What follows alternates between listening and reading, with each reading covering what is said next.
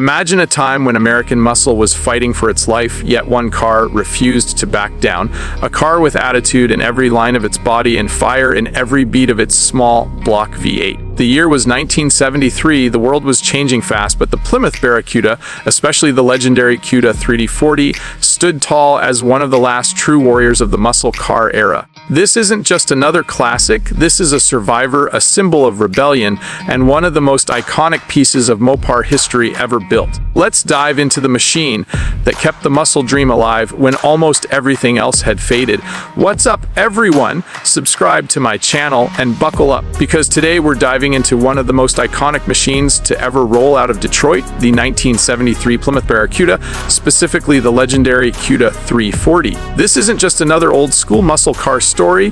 This is a trip back into a bygone era, a time when raw horsepower, bold styling, and unapologetic attitude ruled the streets. And even though the early 70s were the beginning of the end for the classic muscle car era, the 73 Cuda 340 stood tall as one of the final fighters holding the line. So let's talk about what made this beast so special, why collectors go crazy for it today, and why it's still one of the coolest cars you can lay eyes on. Now, if you know the Barracuda name, you'll know it didn't start out as the wild, aggressive monster we associate with the Cuda badge. It kicked off in 1964 as a sporty compact built from the humble Valiant platform. But by the time 1970 hit, Plymouth swung for the fences and launched the new E-body Barracuda, low, wide, tough, muscular. This platform gave birth to the Cuda trims, and these quickly became some of the most lethal street predators of their time. Even when regulations and gas prices started squeezing the life out of performance cars, the 73 Cuda 340 kept that spirit alive. Let's talk heart and soul, the engine. Under the hood of the 73 Cuda 340 beat the 340 cubic inch small block V8, one of Chrysler's most underrated power plants. Sure, by 1973, the horsepower ratings had dropped on paper, and insurance companies were doing everything they could to scare people away from high-performance cars.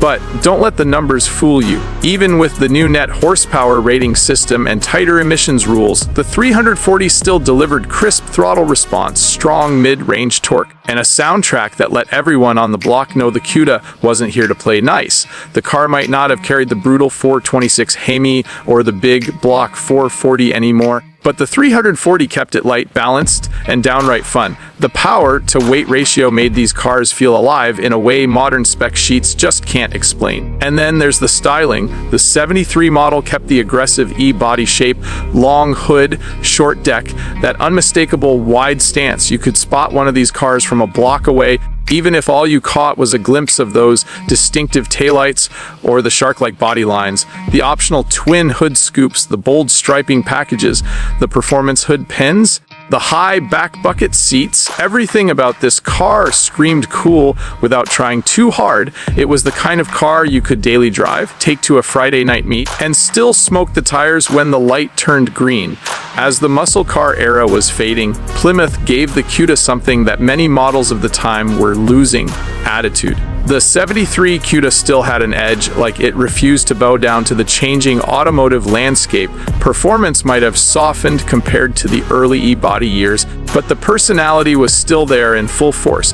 The car felt raw, mechanical, connected. No computers, no traction control, no drive modes. Just you, the wheel, a big carburetor feeding that 340, and the road. Today, collectors hunt for these cars like treasure, and the prices reflect that. Even though the 73 model isn't as powerful as the earlier big block versions, its rarity and end of era status make it incredibly desirable. Original 340 cars with matching numbers, clean bodies, and good documentation can command serious money. And restoring one isn't just bringing a car back to life, it's preserving a chapter of American automotive history that will never be written again. Imagine driving one today. You twist the key and that small block V8 rumbles awake with that classic Mopar lope.